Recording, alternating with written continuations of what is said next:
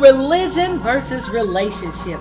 Well, I told you, today's show is going to be simply amazing. But when you think about religion versus relationship, why do we even do this show? Because I feel that we need to start shining the light on having a true relationship with God and not just a religion. I remember so many times in growing up in my church, and I love my granddaddy. He was an amazing man of God. And I would hear some of the members say when we walking outside that I'm going to lay my religion down and I'm going to cuss you out, or I'm going to do this and I'm going to do that. And I would always wonder, and I would say, Daddy, what did that mean? He said, oh, baby, just don't pay it no mind. But as a child, I really did not truly understand that when you say, I'm going to lay my religion down, what is religion? But as I got older, I learned to realize it was all about the relationship with God. Because my relationship with God tells me it's not how you do me, it's how I do you that matters to God. And that's when I knew I had a true relationship with God. And on today's show, we have an amazing man of God, man of faith, a man of integrity, a man of true leadership. That's the proud pastor of the Union Grove Church. But not only is he a proud pastor, he is an author of an amazing book. But he did something and transformed our community here in the big city of Memphis, that we saw everybody, not denominations, not colors, not culture, everybody was working together for the good of people. And I don't know about you, but I know that's a true relationship with God. So when I come back, I'm going to welcome on the set my dear friend, my dear brother, Pastor Charlie Caswell. You stay right there and we'll be right back with religion versus relationship.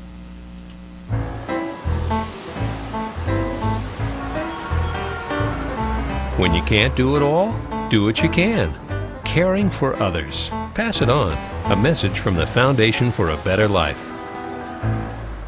Welcome back to Religion versus Relationship. And like I promised, I have my dear friend, my dear brother, Pastor Charlie Caswell. Welcome to the show. All right. Thank you, sister. Tell the Lord thank you. If anybody knows Pastor Charlie Caswell, that is his mantra. Amen. Tell the Lord thank you. Yes. Amen. I don't care what you got going on, what you got to do. That keeps you motivated. In everything, give the Lord thanks. Yes. And that keeps me motivated, keep me going forward. Good, bad, or ugly, I'm going to tell the Lord thank you. That he will do. So, Pastor, I'm so excited to have you here on the set today. Yeah. And we're talking about religion versus relationship. Yeah. And tell me what's your definition, if you had to differentiate, what is religion versus relationship in your own words? I would say, in part, religion to me is the tradition of man. It is what man has put in place to put in a status quo of a structure that they pretty much can control. But the relationship is what God has ordained before the foundation of the earth. And the understanding that he formed us while we was in our mother womb to be a prophet to the nations and ordained us. So it's he that we have that deserve all the honor and all the praise. And in the end, that's what it's all about, the relationship with God. Absolutely. And, that's when the show came about, I was just so honored to be the host of it, because I know for a fact that when you have a true relationship with God, your relationship really changes who you are. Right. Because you understand now you represent a higher power. Right. And how will you represent them? Mm-hmm. And when I think about all the blessings that God has allowed you to do, Pastor Caswell, I'm just ecstatic that we had a storm here in Memphis not long ago. And we watched, the world watched, Memphis watched, everybody watched, whether you was a Christian or a non-Christian, whether you was a Muslim or Baptist or Pentecostal, we all had the same vision, was to helping somebody, because you're the visionary, started something. Tell us a little about that. How did it get started? You already have stopped. What made you want to transform our community? Well, I would say this, and that May the 27th, 2017 here in Memphis, we had a pretty major storm to come through the city, and that so happened to be that Saturday night. On that Sunday, we came into church in the Frazier community, and our city as a whole was hit. Over 100 and some thousand people were without utilities for a number of days. In Frazier, and especially around my church, it was for 7 to 8 days. Our church got to church that Sunday morning, didn't have no lights on in the church, so no service was going on. I told the congregation there, we going back home, cooking some hot dogs, getting some water, because we were going to have church in the community. We had trees every block around our church. The trees were blocking the streets. heard the ambulance couldn't get to the young girl who kicked in one of the windows where the tree split the house into two. So, I mean, we had a number of houses split right down the middle, and this girl cut her leg straight up the middle trying to kick in the window to get her mother out. And so those was the situations that we was dealing with. And so we was back there making sure that they had water, making sure that they had something to eat, and helping to get those seniors that we knew in the community out of those houses. I mean, it was a major situation. So it went viral, right, on social media. People saw it. And the next day I showed up, and the question was, when will we be back? I said, we'll be back in the morning. We stayed till 12 o'clock that night, came back that Monday morning, and the news showed up. And when Channel 3 showed up, basically they were sharing the story about what we was doing, and I mean, it just went, and people just knew that, hey, this is the hub. We had no utilities, but I say this often, I grew up in the projects of North Memphis and Dixon Home, and we was poor, you know, and so many days we didn't have utilities. Trust me, I understand. I can do a lot on that grill. I can cook, I can do a bunch of things, and because of that, we came into place to put the storm in, to support the efforts through the storm. And so with that, we just basically put the call to action out. Let me say this, we only had 2 canned goods, no water in the church. Wow. You know, because we weren't really set up at the food pantry. We helped every now and then when people donate, we'll give out food, but we got the clothes closet and things like that. But today we are. Because, I mean, when the word went out, I seen the power of the 2 fish and 5 loaves, right? Is that when Jesus took what the boy had in his hand and he multiplied to feed 5,000. That week, we fed some 6,000 people in our community because the community came together. It was 5 days before government even showed up. So seeing the power of neighbors coming out, putting hot dogs from that they had in their refrigerator. One lady brought a big Simon and put it on the grill. Woo. Lady brought a big poke and said, feed my neighbors, feed. Yeah. And it was that type of movement, the power of the police department coming together. And so when you ask in part, how did we do it? Yeah. I say we was intentional about building relationships before the storm. So. And let me put a pin there. What I heard you say was people came and you did everything that you knew in your power, but the all-knowing power, man, he sent everything you needed to you, but you guys still had no power. Right. But you still had the heart to help somebody. Right. And so when I think about... We had power.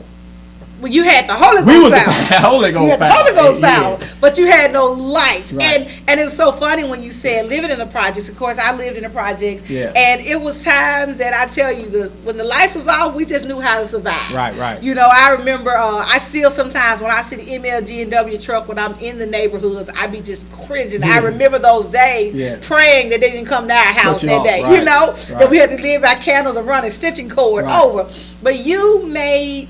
By your leadership, you caused people that probably never would have seen a Charlie Caswell, seen a Union Grove, or want to come to the heart of Frazier, where so many people say there's bad things in Frazier, but you had a great thing going on in Frazier. Well, I would say this. I say this to the church and to many out there, is that was the perfect storm. When I say the perfect storm, it was God's opportunity to shine, right? I've seen so many social media posts saying, where the churches ain't doing that. And then I'm seeing people say, well, you must ain't seen what they doing at Union Grove. The church is doing something. And so when people started to see that, they came on board and they began to help. That morning, to have the police department show up that first day with us, they went to the stores, and the stores just say, give them everything. They start packing packs of hot dogs and stuff in the trunk of the police cars. We're having 4 or 5 cars pulling up with food and bread and everything, and then to have those police officers to help deliver that food to the communities. And when you talk about that, I was talking about the relationship that we was intentionally building is through an initiative that we do called the 7 Ps, working with the pastors, the police, the politicians, the parents, the principals, the proprietors and partners in our community. And to have our politician, our school board commissioner, Stephanie Love, to show up that day. She made sandwiches, came in there and got on the team, said, Charlie, what is it that we need to do? She helped organize every apartment complex in our community and took teams to every one of those apartments, making sure that those people was fed and got what they needed. That's what it was all about, having a team effort, coming together, collective impact. It wasn't a me thing, it was a we thing. I love it. And because of that, I tell them, because the county mayor gave us the key to that's our key, right? That was the community coming together, working together to make sure that the people was taken care of. Kind of what we're seeing now in the Houston community, where the community is stepping up through the storm that they're going through, and our prayers are with them in Houston. But that's what it's all about. If I can just say, sister, Absolutely. from that storm, the Lord gave me the storm. My God. So our storm team is the saving souls, transforming lives, outreach to the community, repairing families, ministering the gospel of Jesus Christ. We are the storm that God has called for such a time as this. If we be the storm won't be. My God. So Pastor Caswell, and with all this, and shout out to you, Commissioner Love. I love you so much, Stephanie. I really do.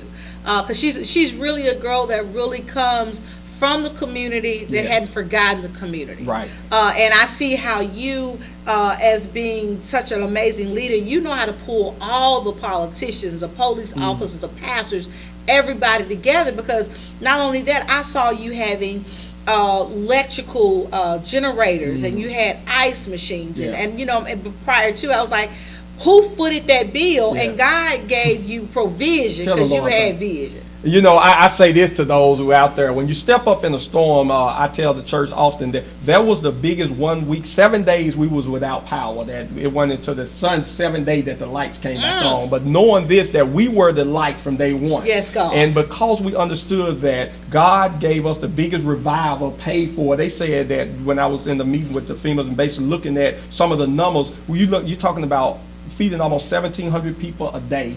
You're talking about almost $10,000 a day worth of food, and we didn't have it, but the people was coming in from all over the city. That was the biggest revival God paid for on his bill and not on ours. And you know what I love about what you guys were doing, Charles, and nothing against any other organization, it wasn't even for the numbers. Right. You didn't, you know, before you service people, you didn't make them go through all the red tape. Oh, right. You met the need. Right. You know, I tell people when you're out in evangelism, you can't walk up to a hungry man and tell him about Jesus.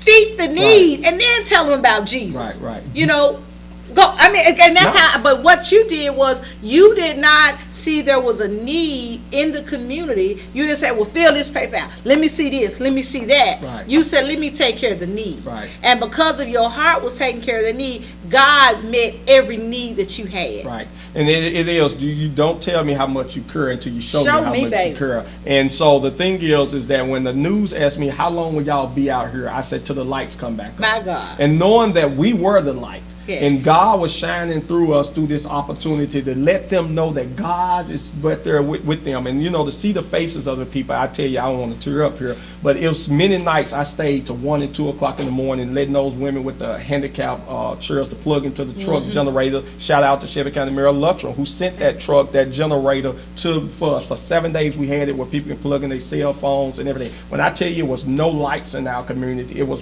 black dog.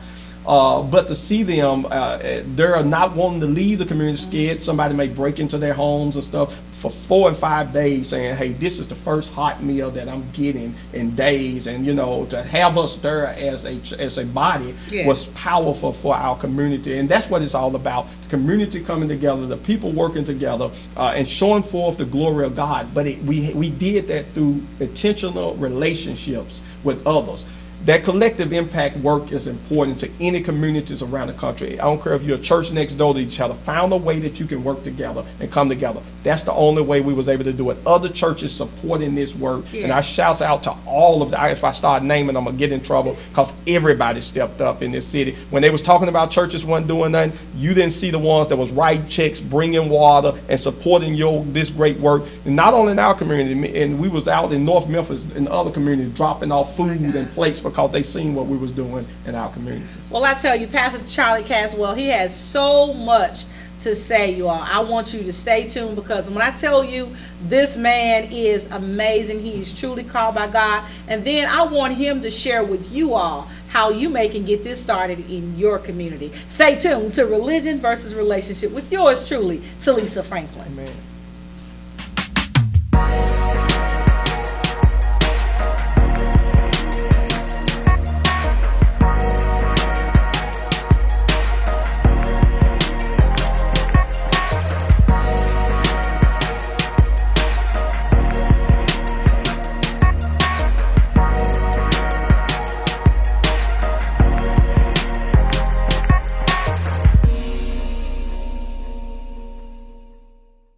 Fall in love with That's Love 2 Banquet Hall, located at 2988 Old Austin P, Memphis, Tennessee 38128.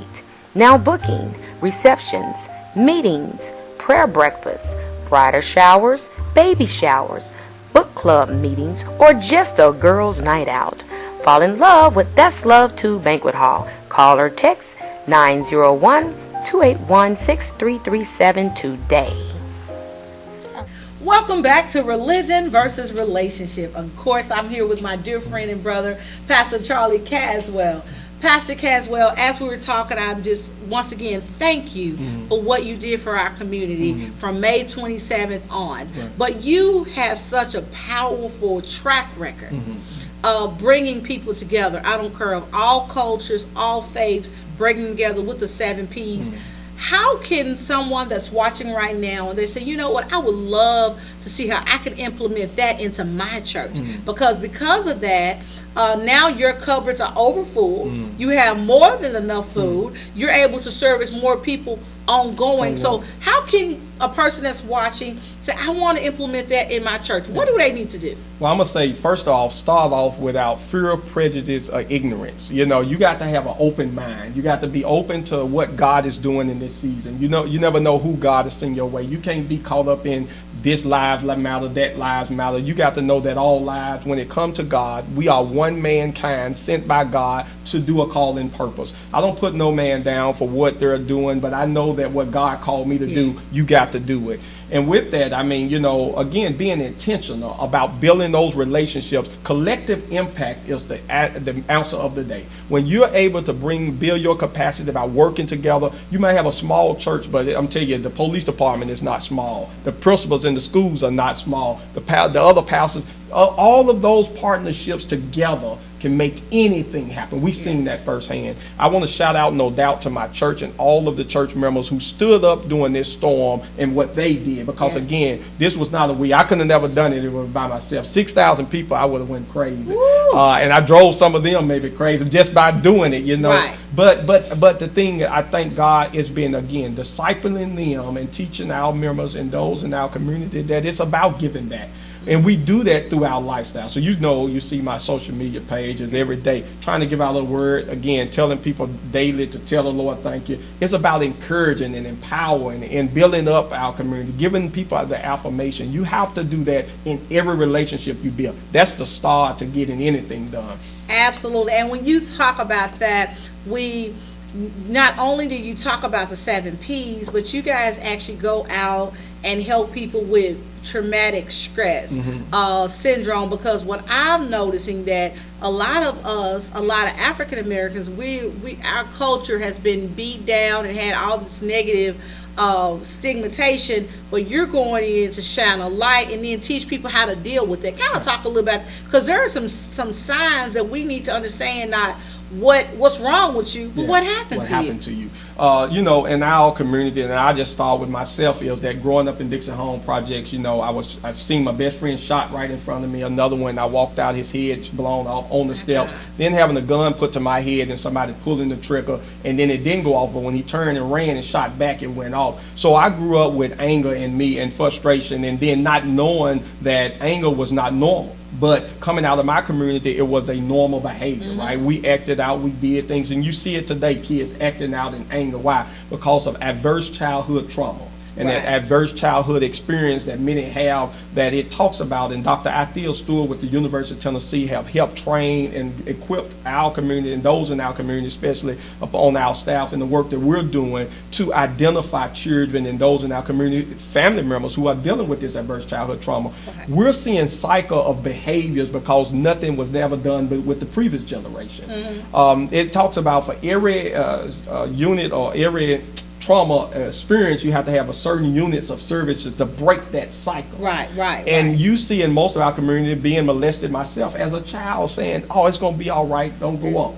And it's not all right. It's not all right. And I'm glad you even brought that up. when we, like I was saying earlier, when I used to see the MLGNWB MLGNW truck, I remember our lights being turned off Right. and praying they wouldn't come to our house, and hoping if it was a Friday they forgot us until Monday.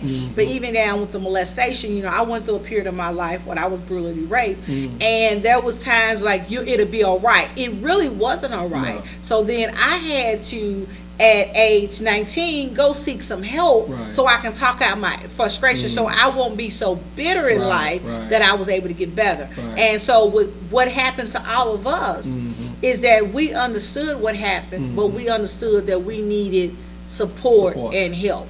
And that's what I see you doing as Right. well. You're really helping and changing the generation, Right. that because our religious tactics is say, it'll be all right, just you get over it. Right, right. You don't get over it. Yeah. But when you have a true relationship with God, the relationship with God teaches you, yes, you can overcome what happened to you.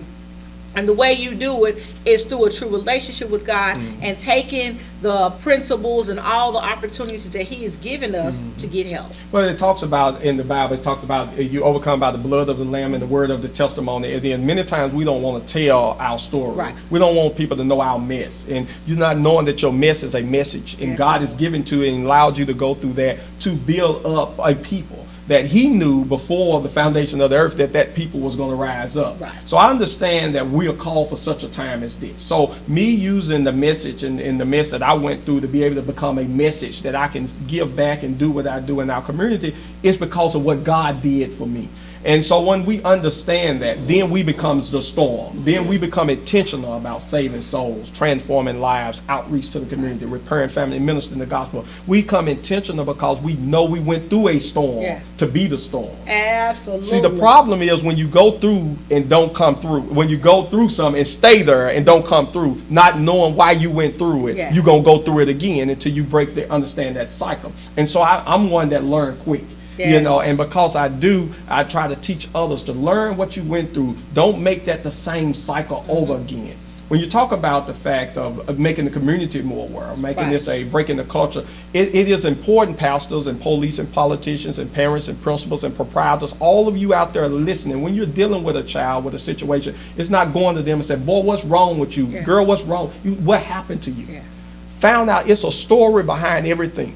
Everything. And we found that even working with some of our police officers, that now when they said that they used this tactic, some of them brought some kids to my church one time, a boy was shoplifting, needing some diapers, and said, what happened to you? Man, I don't have no money, I got 2 babies, and I'm a got a felony, I can't get a job. Well, man, Charlie Cash, well, they got a baby store down here at the church. Brought him down, and that young man, we've been in his life for the last 3 years, mentoring him, and so on. He ain't been back in trouble. Why? Because the police could have arrested him, but they asked what happened to him. And that's the key thing. So many times we get so caught up on what we see, and we see the face value, but all we have to do is crack open that person and find out what happened and meet the need and build a relationship. And then they'll understand, say, well, what make you do what you do for me is because of my relationship with God. I'm so glad you asked. And that's the opportunity to really be a true evangelist.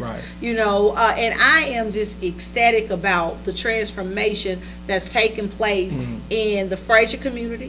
I'm ecstatic about the transformation that's taking place in the Mid-South community because of a Pastor Charlie Caswell that didn't walk away and said, the lights off today, we're not going to have church, go pray in your home. But you said, no, the lights are off, but we're going to let our light shine, and we're going to go to this community and make a difference. And as a result, you're seeing the results of it over and over and over, because people know that if there's ever been a person that may know God, they may not understand the difference of religion versus relationship, but they say know God, it has to be that man, because he sacrificed it all for our community. Well, and it wasn't color based, it wasn't gender based, it wasn't none of that. It was all about His glory and not your glory. If we would have made it color based, a lot of people would have went home. Absolutely. Because we had Hispanics bringing food, we had whites bringing food, blacks. Everybody pitched in. Everybody. We had Duracell bring the whole truck and set up the truck on the lot. Gave away free.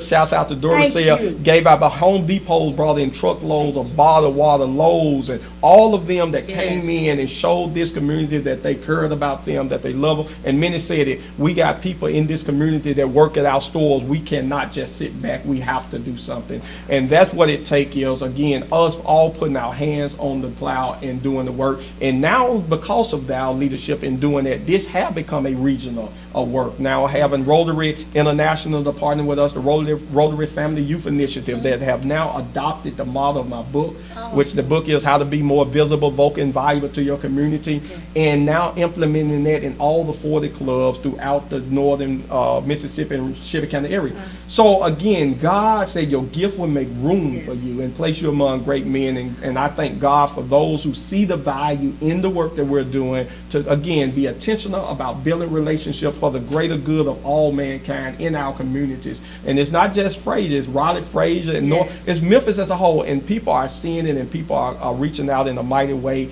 and I look forward to sharing even how we can, we got a storm summit coming up.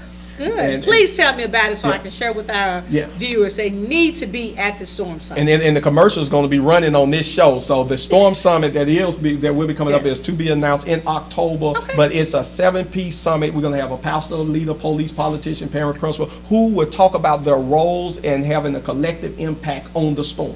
Oh, man. And so that is a way that you can implement and be involved. Take everything, we're going to have it packaged up to your community, that you can create a storm in your neighborhood. I'm talking about churches in the neighborhood around it, being able to raise up leaders and those neighborhood captains and those people to be trained. Northwest Shelby County Rotary Club, shout out to the president, Lonnie Galway, who is leading the effort to help people go through training for CERT and other CERT is Community Emergency Response Team.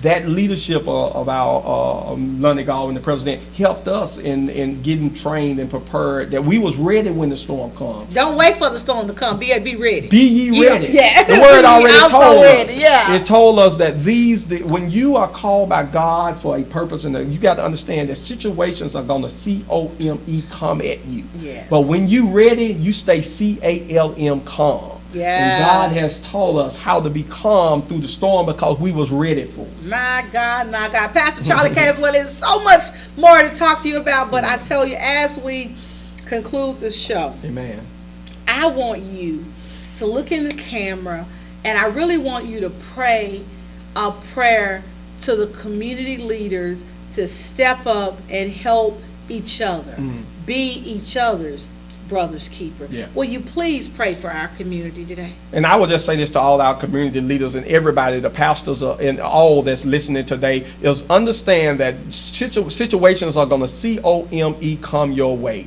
But we as leaders got to stay CALM calm because the people are watching us. The Bible said that Jesus was on the boat and he told them, ye of little faith, why are you worrying about this? Peace be still, he spoke to the wind. You have to begin to tell situations in your community and around your surroundings to peace be still. Be calm. And I pray a spirit of calmness over you right now. Father God, in the name of Jesus, I pray and release calmness over leaders in our city, in our nation, and around the world. That God, that we may see the peace of your power and your love and your strength in our life, God. I just pray right now, anointing on them to work together with a collective impact way. In Jesus' name we pray. Amen. Amen. Thank you, Pastor. Amen. I appreciate you so much. Listen, that was Pastor Charlie Caswell of the Union Grove Church here in the Memphis, Tennessee area. I am Telisa Franklin. This has been Religion versus Relationship.